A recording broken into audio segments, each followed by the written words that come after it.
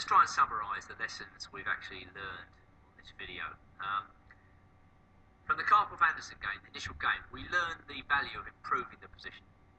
Continual improvement of the pieces leads to the formation of a good plan. And once Karpov found his plan, pushing the queenside forward, you'll remember that Anderson's counterplay ran out.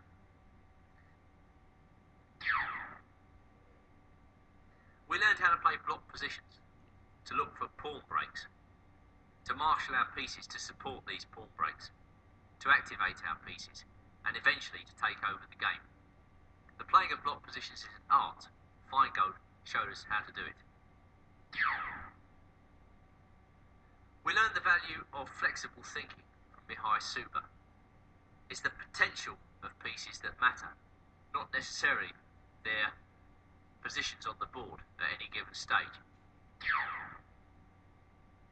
We learned about isolated pawn positions, how if you had the isolated pawn, you had a potential weakness, you had to compensate for this weakness by active, aggressive play.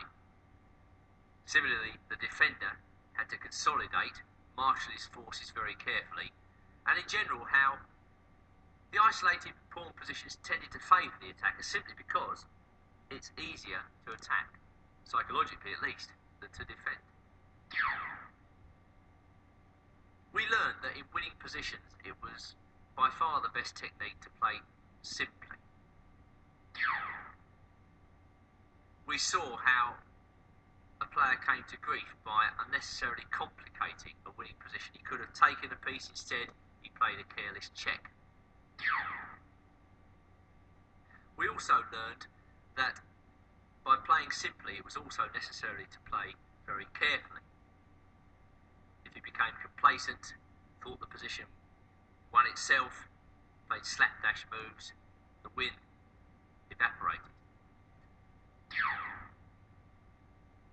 We learned from Garry Kasparov how it was necessary to fight to the end, even in desperate situations. By fighting, the opponent gets confused, disorientated, he doesn't find the right moves, and in the end, you scramble a draw, you might even scramble a win from a hopeless position.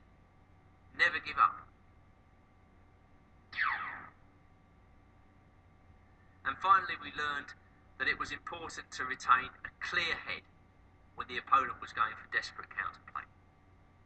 The opponent will generally know that in a lost position, he can try anything. He can whip up any miraculous, incredible complications that he can in order to try and disrupt the natural flow of the game.